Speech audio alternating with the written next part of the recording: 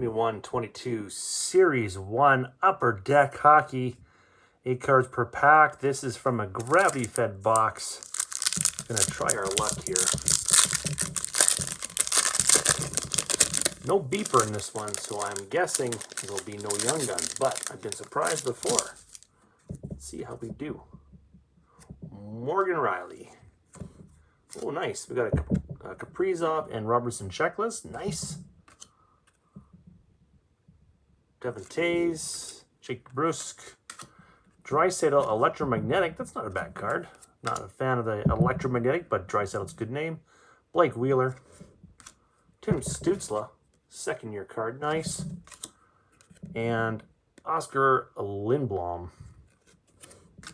So hits are going to be the Stützle, the Draisaitl, and the checklist. Very nice.